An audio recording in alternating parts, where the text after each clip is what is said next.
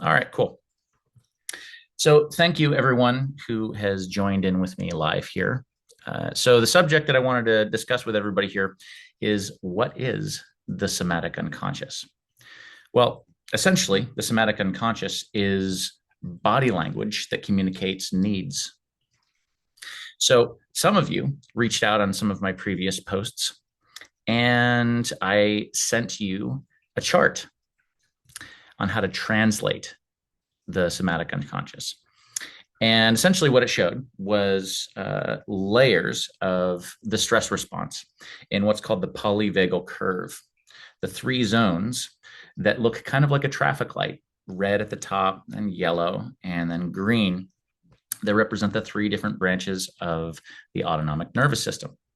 And when you're at a low level of stress and things are going well and your system perceives safety, you're in that green zone, coherence. Let's call it green, means go, right?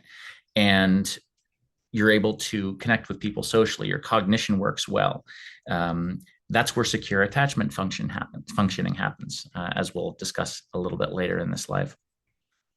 When your stress level moves up, and this is an unconscious process, by the way, when it moves up to the yellow zone, that's where the sympathetic fight flight response happens. So anxiety happens there, not being able to control constant hypervigilant thoughts and noticing things that are going on in the room. Every sound distracts you. You might notice that some of it sounds like ADHD.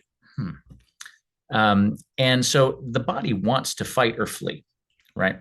And so when we have a symptom like anxiety, what's actually going on is the body is trying to let us know danger, danger, and it needs to get us out of that situation. So it mobilizes us, gets us moving.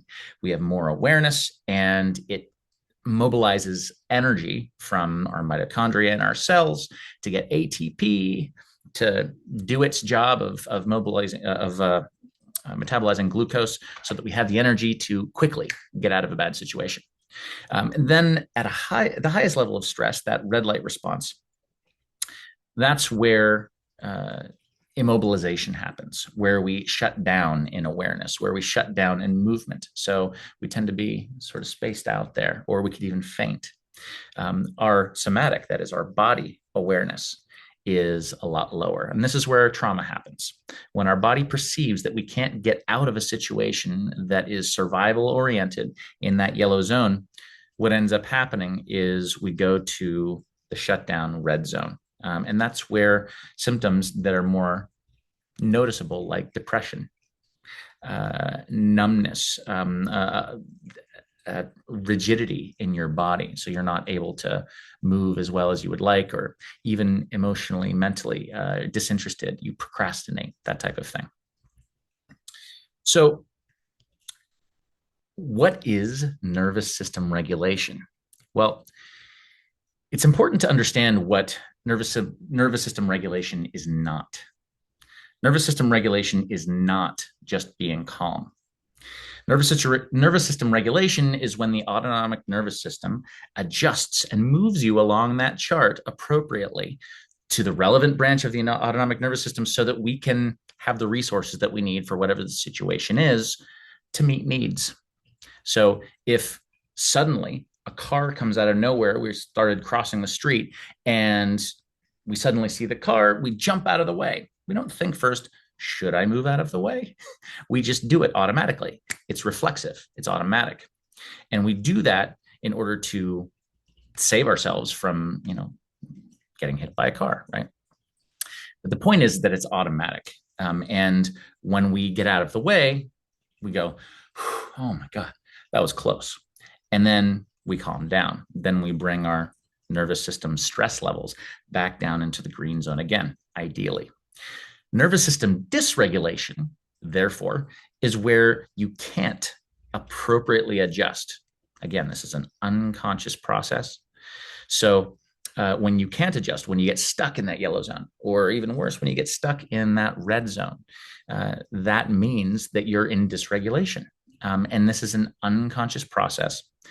And it's really important to understand why this happens, not just in the moment, but how does our nervous system decide it wants to stay stuck? Well, first of all, it doesn't perceive that we have the resources, but on a deeper level, our body learns what we should or shouldn't do in different contexts, in different life situations, based on what we experienced early on in childhood, in infancy, as a matter of fact. So this brings us to the concept of associated cues. Okay, so associated cues are, let me just real quick check to make sure that we're still live. Can somebody give me a thumbs up in the comments if you can hear me? I just want to make sure that I'm not missing anything here.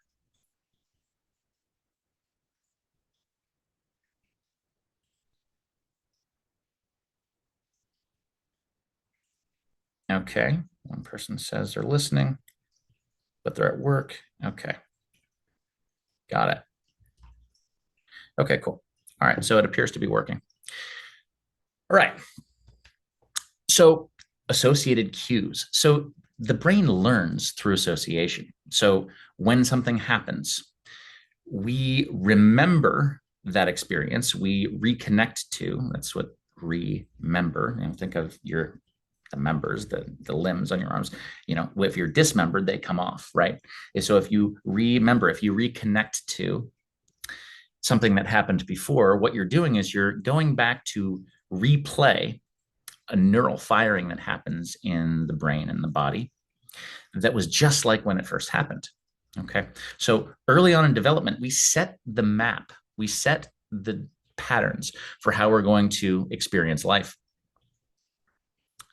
So I like to look at early childhood development and how it affects the adult experience that we have here through the lens of attachment theory. Not just attachment theory, that's just a behavioral theory, but attachment as a regulation theory. So if you look into Dr. Alan Shore's work, he's actually studied how early childhood development specifically happens based on the infant getting their attachment needs met versus not getting those needs met and somewhere in between, right? And when that happens, what happens underneath the surface in the nervous system? Where are we on that map? The red light shut down, the highest level of stress, or are we in the yellow, or are we in the green, where we're feeling a sense of safety? And when we're safe, we have a sense of being able to be social and everything works better in the mind and the body. All right, so why would we care about this? Why would we care about early childhood development? Mike, I didn't know I was getting on this live to talk about early childhood development. That sounds scientific and complicated.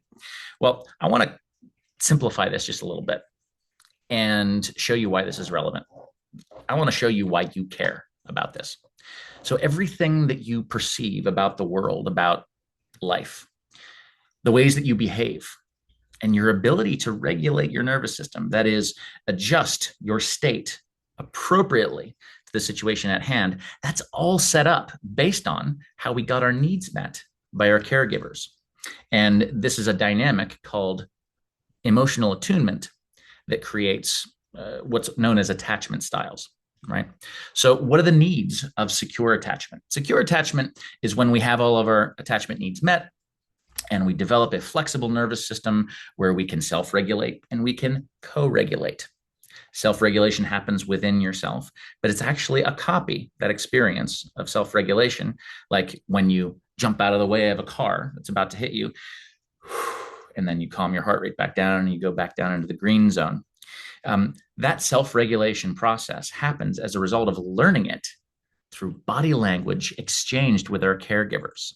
Okay, so why do you care about this? Because every interaction you have with yourself and with other people brings up this experience of either you're regulating within and or you're regulating with another person that is exchanging body language. I'll go into more of what that means in a minute. Or you're in dysregulation. That is, your nervous system is not appropriately adjusting to the right level of stress and using the appropriate branch of the nervous system to give you the resources that you need for what you're coming up against, what needs you have in the moment.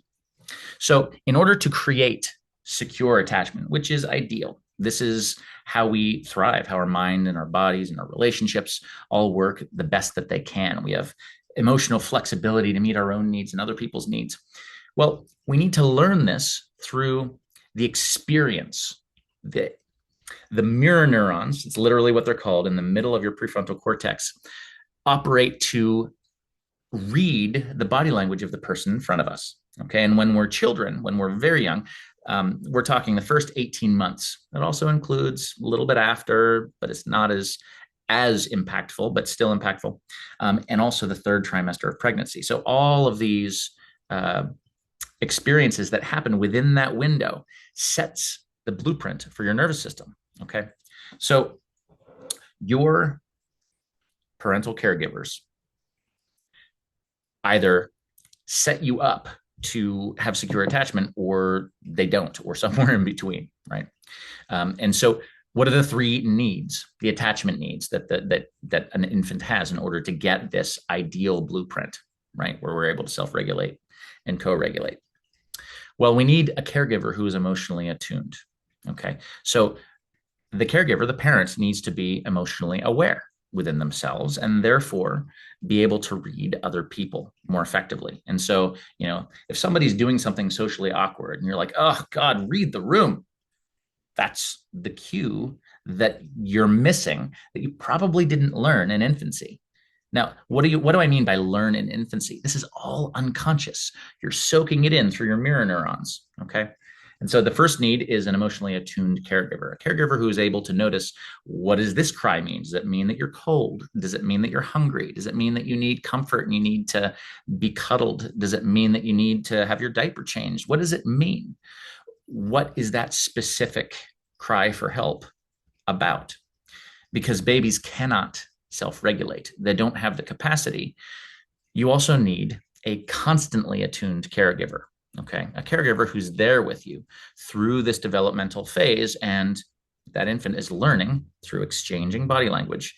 The mother smiles, the infant learns that at some point, smiles back. There's this exchange of body language, and the infant just picks it up so quickly. There's a turnover of neurons, a developing of new neurons and synapses. Those are the parts of the neural structure that connect neurons together, different neurons. And so there's synapses that are created, neurons that are created. There are synapses that are pruned away based on the ones that we're not using.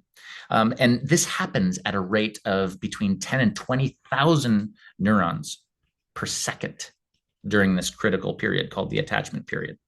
Okay. This is critical because this is setting your blueprint. This is setting you up for what you're capable of perceiving, how you behave, and your ability to self-regulate and co-regulate. Okay. So an emotionally attuned caregiver, a caregiver who's constantly attuned. So a mother being there all the time. Mothers need this support to be with their infant throughout that 18-month period. Yeah, she can take breaks, of course. That's human. But ultimately, she needs to be there most of the time in order for the child to develop in a healthy way. All right. So emotionally attuned caregiver, a constantly attuned caregiver, and consistent. You can be constantly attuned, but not necessarily consistent in meeting those needs. Or if you're not meeting those needs, you're repairing ruptures. So if you leave the room and your infant's crying, it's not the end of the world. You come back in and you repair. That rupture and repair experience actually creates more resilience. And so you actually only need to meet the needs in the moment about 30% of the time. And then the other 70% is repair. Okay, so an emotionally attuned caregiver, a consistently attuned caregiver, and a constantly attuned caregiver.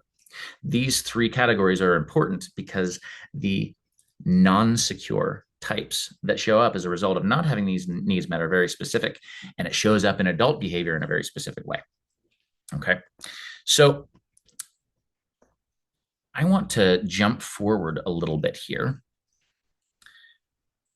because I realize that this is a much longer presentation than I wanted it to be. We're approaching 20 minutes already, and I want to open this up to questions. So I want to give a clear message here about what I'm talking about and what this live is for. Okay. This is about translating the somatic unconscious. That is, translating what the unconscious parts of our bodies are communicating to us. That first chart that I sent out, and I'll include these charts in the comments after this live is over. This experience of figuring out where you are on that chart is really important, because if you know where you are on the chart, then you can adjust your behavior. You can use a tool once you attune to, oh, I'm in the yellow zone. I'm feeling anxious, and there's no real reason for me to be anxious. So what can I do? Okay. So I'll give you an example right now. So, for example, if you are feeling anxious and there's no real reason for it, there's no lion or tiger chasing you, there's no car you're jumping out of the way of, you're sitting in your chair, maybe at work or at school, and you're talking to somebody, and for some reason your heart is just beating out of your chest. Social anxiety, they call it. Well, what the body is actually doing is it's putting you in survival mode as if there's a lion or a tiger there. Okay. So when that happens, when you're in that yellow zone, you feel a lot, you feel too much, and you're way too stimulated. And there's this movement of your mind, and you want to move in your body, or you do move. Maybe you're fidgeting. When you're in this zone, a simple tool that can be helpful for you is to know that when you inhale, it stimulates the nervous system. And when you exhale, it calms the nervous system. Okay. So when you inhale, you're getting more oxygen to your tissues. That's a stimulating experience. But it also raises the heart rate and the blood pressure. The heart rate goes up about 20 to 30 beats every time you inhale. So when your inhales are fuller, longer, deeper, you're going to stimulate more. So if you're already up in that yellow zone, that's not going to be very helpful. What you want to focus on is the opposite, your exhale, where when you're exhaling, it actually puts on something called the vagal brake. It's this neurological mechanism that slows your nervous system down. Your heart rate goes down 20 to 30 beats. You start to calm a little bit. You start to relax a little bit more. So try this. You take a deep breath in and focus on lengthening your exhale. So thinly pursed lips to resist the air coming out so it comes out longer. Now, if you're talking to somebody, in that moment might not be the best time to do that. If you're talking to them and you're feeling your heart palpitating, and you're really nervous as they're talking to you, they're probably going to look at you like, okay, what's wrong with you? So maybe what you can do is you can listen, and you can just relax your shoulders and just lengthen your exhale a little bit and notice what they're saying. Get your attention outside of yourself, because focusing inside can often be stimulating and can lead you toward an overwhelming stimulated nervous system as well. Okay, so what if you find yourself in the shutdown mode, all the way up in that red light response? Well, the red light response is designed to keep you safe, but it's a high level of stress. So it's like the brake and the gas on at the same time. Okay. So in order to get out of that, one example of a breathing tool that can be helpful for you in that moment when you're in freeze is to stimulate, but just enough so that you can wake up the system and bring yourself down into that yellow zone. Yellow zone isn't green zone, but it's better than being up in the red zone where you're dissociated, where you're not able to focus, where you're feeling helpless, hopeless, shut down, tense. These are all red zone, immobilization, shutdown symptoms. This is where you are on the map. So if you're there and you're finding that your mouth is drying out and you're getting rigid with your muscular tension, you actually want to do something very different than if you're in the yellow zone. What you want to do up here, and by the way, all of these recommendations are very general. Ideally, you would work with a somatic therapist, someone who can attune to exactly where you are in the moment. But I'm giving general recommendations based on, okay, let's say you don't have a therapist. Maybe you can't afford a therapist. Most of the tools that I offer have to do with my experience of many, many years not being able to afford a therapist. And so I figured out how to do this on my own. So for those of you who happen to be in that situation, this is more of who I'm speaking to. If you have no tools, no support, here's a tool that will help you a little bit more so than if you hadn't done it. Okay, so because you're already in that stimulated shutdown zone, you want to make sure that you don't stimulate yourself too much, but you want to stimulate yourself some so you can get out of that red zone and into the yellow zone where you can at least perceive what's going on. And then you can work on more of a calming response like we just discussed.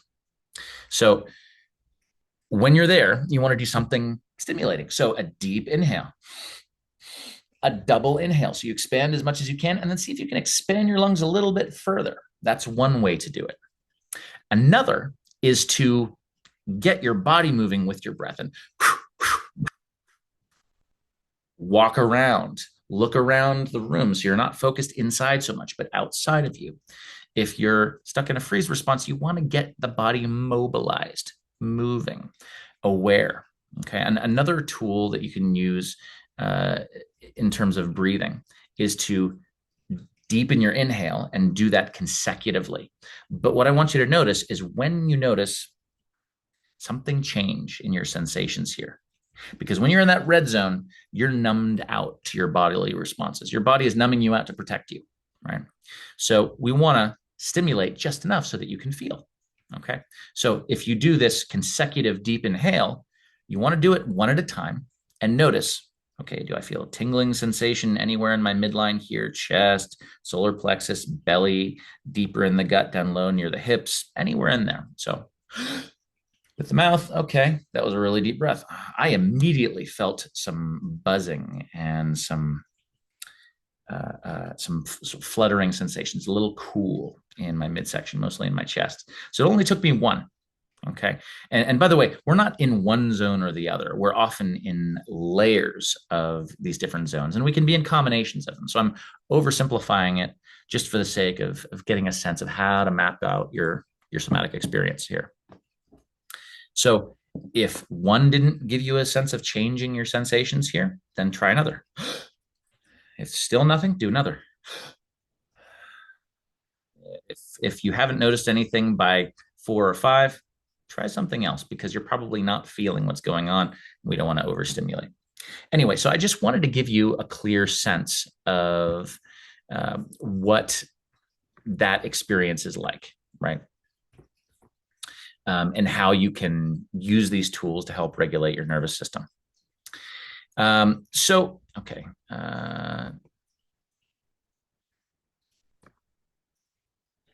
Okay, just checking to see if there are any comments.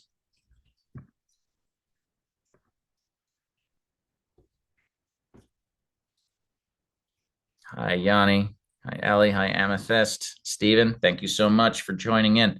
Okay, cool. So I want to wrap this up, this set of tools here, by talking a little bit about what I call the layers of memory and perception. Now, this is, if you've ever read Peter Levine's book, now Peter Levine is the creator of somatic experiencing, which I consider to be top of the top in terms of trauma therapies. I sent some of you in a private message this chart called Layers of Memory and Perception. And this is directly from his book. It's got my spin on it, but it's more or less the information from his book. Okay. And what it lays out is the different layers that are going on simultaneously in any of our experiences, the layers of memory and perception. So whatever happened in your early childhood experience, that's now triggering with that associated cue, as I mentioned in the beginning of the talk here, is triggering something in your body at the deepest level called implicit procedural memory. And there are 3 layers of that: learned motor action, emergency response, and fundamental organismic response. I won't go into that specifically today, but suffice it to say, your sensations are a window into that procedural memory.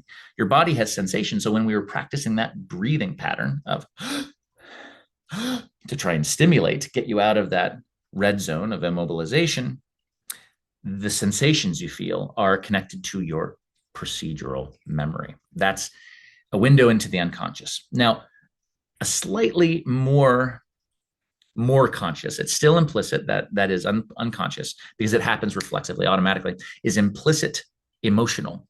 That is body language. So as I'm moving my body around, my facial expressions, my gestures, postures, tone of voice, the prosody of my voice that goes up and down, inflections that change with the emotional tone of what I'm saying. So auditory, visual, kinesthetic, all of the different expressions of body language that we have, that has to do with our perception of the moment and what's going on with these cues that our body's bringing up to give us a particular response in the moment, right? Whether it's I'm feeling anxiety, or I'm feeling calm down in that green zone, or I'm shut down up in that red zone, right?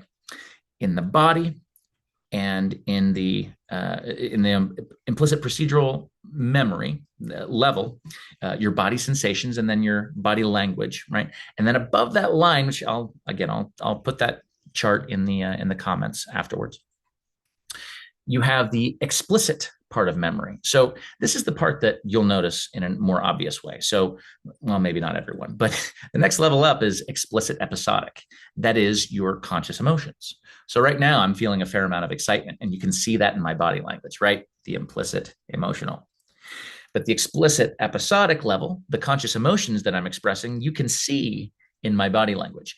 If I wasn't aware of and talking about this, I would be expressing my excitement, and you would see that, you would feel that. In a sense, that's a co-regulation experience. It's an exchange of body language that's happening. And perhaps you're feeling some level of excitement as you're using your mirror neurons unconsciously, and you're experiencing what I'm saying and expressing to you, right? The outermost layer of our perception and our memory, this is about how our neurons fire. The outermost layer is words and labels.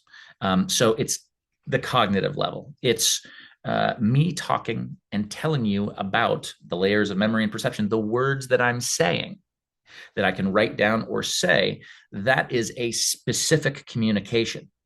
And in this moment, my explicit declarative memory declares with language, coherent communication. Hopefully you're perceiving it as coherently as I am. And I have my emotional experience underneath that. I have my implicit emotional, the body language that I'm showing with my gestures, postures, facial expressions, tone of voice, etc., and the sensations that I'm feeling in my body in that moment. So why am I bringing all of this up? This is key for mapping out your somatic unconscious experience. What you need to understand is that whatever experience you're having, going back to that other chart where we have the green, yellow, and red light responses, right?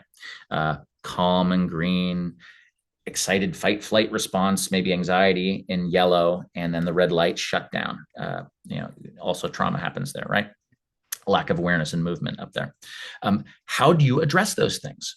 What exactly were we doing when we use those tools of breathing to lengthen the exhale when we're in the yellow zone to calm a little bit more, or when we're in the red zone and we're trying to wake up the system until we feel again, come down a little bit, right? We're directly working with implicit memory or perception. Okay, we're working with the body level. This is the somatic unconscious. It's implicit, meaning it's implied. It's the body language and sensations.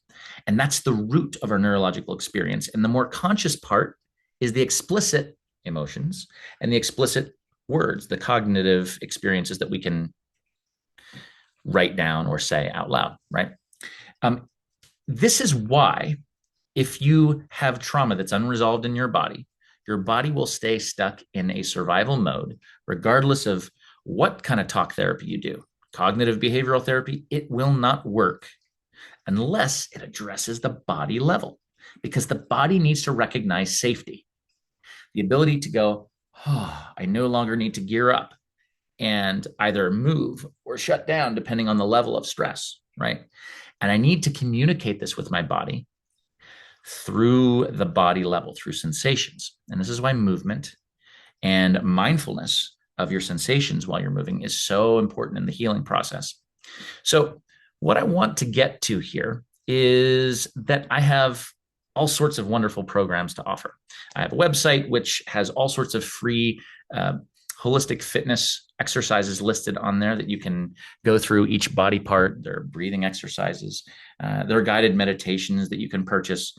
And there are classes for all of these different aspects of the human experience. And of course, you can work with me one-on-one.